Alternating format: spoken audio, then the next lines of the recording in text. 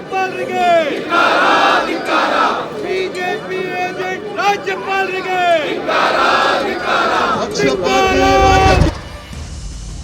On Saturday, Karnataka Congress leaders, including Deputy Chief Minister D.K. Shivkumar, gathered at the Raj Bhavan in Bangalore to protest against the Governor of Karnataka. The Congress leaders accused the Governor of showing bias in granting prosecution sanctions. The protest is focused on the belief that the Governor acted unfairly by quickly sanctioning prosecution against Karnataka's Chief Minister Siddaramaiah, while delaying similar requests against leaders from other parties such as H.D. Kumaraswamy, Janardhan Reddy, Sashikala Jole and Murugesh Nirani. Congress leaders argue that this selective action undermines justice. Shivkumar said, "This isn't just about Siddaramaiah. We are fighting to ensure that justice is served equally for everyone. We appeal to the Honorable Governor to stop acting on political considerations and uphold the Constitution." ಇವತ್ತು ಏನು ಈ ರಾಜಭವನ್ ಚಲೋ ಇದೆ, ಇದು governor office ಒಂದು ಪಕ್ಷದ ಕಚೇರಿಯಾಗಿ ಪರಿವರ್ತನೆ ಆಗಬಾರ್ದು. ಇದೊಂದು ಸಂವಿಧಾನದ ಪೀಠ. ಸಂವಿಧಾನ ಒಂದು ಎಲ್ಲರೂ ಕೂಡ ನ್ಯಾಯಬದ್ಧವಾಗಿ ನಡಿಬೇಕು ಅಂತ ಹೇಳಿ ಗವರ್ನರ್ ಸ್ಥಾನವನ್ನು, ಗವರ್ನರ್ ಕುರ್ಚಿಯನ್ನು, ಗವರ್ನರ್ ಕಚೇರಿಯನ್ನು ಸ್ಥಾಪನೆ ಮಾಡಿದೆ. ಅದರನ್ನು ತಾವು ಕಾಪಾಡಬೇಕು ಅನ್ನೋ ದೃಷ್ಟಿಯಿಂದ ಈ ಸಂದರ್ಭದಲ್ಲಿ ನಾವು ಡಿಮ್ಯಾಂಡ್ ಮಾಡಲಿಕ್ಕೆ ನಾವೆಲ್ಲ ಇಲ್ಲಿ ಸೇರಿದ್ದೇವೆ. ನಮಗೆ ಆಶ್ಚರ್ಯ ಏನಪ್ಪಾ ಅಂದರೆ, ಇಡೀ ಪ್ರಜಾಪ್ರಭುತ್ವದ ವ್ಯವಸ್ಥೆಯಲ್ಲಿ ನಾವು ಕೂಡ ಬಹಳ ವರ್ಷದಿಂದ ನಾವೆಲ್ಲ ಕೆಲಸ ಮಾಡ್ತಾ ಇದ್ದೇವೆ. ಬಹಳ ಜನ 50 ವರ್ಷ, 40 ವರ್ಷ, 30 ವರ್ಷ ಎಲ್ಲ ಕೂಡ ಮಾಡ್ತಾ ಇದ್ದೇವೆ. ನಾವು ಎಲ್ಲ ಕೆಲಸ ಮಾಡ್ತಾ ಇದ್ದೇವೆ.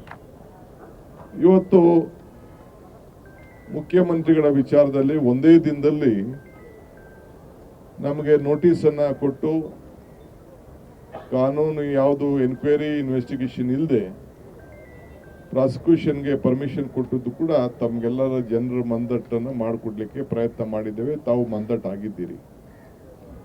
ಆದರೆ ಘನವೆತ್ತ ರಾಜ್ಯಪಾಲರಿಗೆ ಹಿಂದೆ ಅನೇಕ ಇಲಾಖೆಗಳಿಂದ, SITಯಿಂದ, ಲೋಕಾಯುಕ್ತದಿಂದ ಗವರ್ನರ್ ಅವ್ರಿಗೆ ಕೆಲವು ಮುಖಂಡಗಳನ್ನು, ಮಾಜಿ ಮುಖ್ಯಮಂತ್ರಿಗಳನ್ನ, ಮಾಜಿ ಮಂತ್ರಿಗಳನ್ನು ಪ್ರಾಸಿಕ್ಯೂಟ್ ಮಾಡಬೇಕು ಅಂತ ಹೇಳಿ ಅನೇಕ ಅರ್ಜಿಗಳನ್ನು ಅನೇಕ ಸಂದರ್ಭದಲ್ಲಿ ಅವ್ರಿಗೆ ರಿಕ್ವೆಸ್ಟು ಕೂಡ ಹೋಗಿದೆ.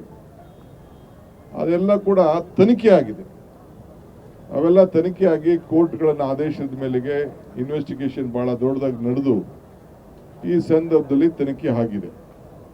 ತನಿಖೆ ಆಗಿದ್ದಂಥ ಕೇಸ್ಗಳಲ್ಲಿ ಬಹುಶಃ ಇವತ್ತು ಹೆಂಗೆ ನಮ್ಮ ಮುಖ್ಯಮಂತ್ರಿಗಳ ಮೇಲೆ ಯಾವ ರೀತಿ ಪ್ರಯೋಗ ಮಾಡಿದ್ರು ಅದಕ್ಕಿಂತ ಮುಂಚಿತವಾಗಿ, ಯಾಕೆಂದ್ರೆ ಎಲ್ಲ ದಾಖಲೆಗಳಿತ್ತು, ಎನ್ಕ್ವೈರಿಗಳಾಗಿತ್ತು. ಏನು ಸೆಕ್ಷನ್ಗಳನ್ನು ಉಪಯೋಗಿಸಿ ಸಂವಿಧಾನದಲ್ಲಿ ಏನು ಅವಕಾಶಗಳಿದೆ, ಕ್ರಿಮಿನಲ್ ಸೆಕ್ಷನ್ನು, ಈಗಿರೋಂಥ ಹೊಸ ಕಾನೂನುಗಳು ಇವೆಲ್ಲ ಏನಿದೆ, ಅದೇ ಪ್ರಕಾರ ಆವತ್ತಿನ ಕಾಲದಲ್ಲೇ ಬಹುಶಃ 1 ವಾರ ಆಗಲಿ 10 ದಿನ ಆಗಲಿ ಟೈಮ್ ತೆಗೆದುಕೊಂಡು ಮಾಡ್ಬೋದಾಯ್ತು.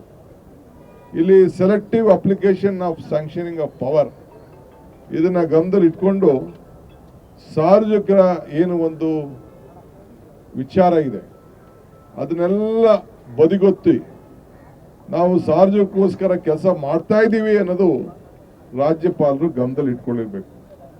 ಸರ್ಕಾರ ಅನೇಕ ಅವರಿಗೆ ಅಡ್ವೈಸ್ ಅನ್ನ ಕೊಡ್ತದೆ.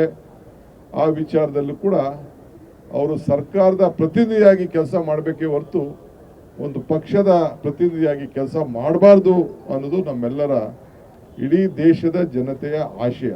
In the memorandum submitted to the Governor, Congress highlighted several concerns, which are unwarranted sanction against Siddaramaiah. The Governor granted prosecution sanction against Siddaramaiah without any formal request from an investigation agency based on petitions from individuals with questionable backgrounds.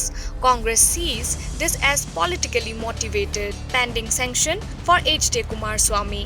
The Lokayukta Special Investigation Team submitted several requests for sanction to prosecute H.D. Kumaraswamy for his alleged involvement in the illegal approval of a mining lease in 2007. Despite substantial evidence, the governor has yet to grant the necessary sanction.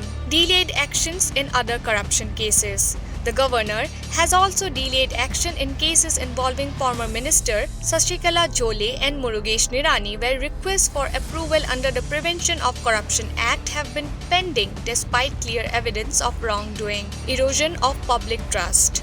Congress accuses the governor of actions that seem politically biased, which they believe is undermining the public's trust in governor's impartiality. The memorandum demands that governor immediately act on all the pending requests for prosecution sanctions, maintain impartiality, and conduct his duties according to the constitution, free from political influence.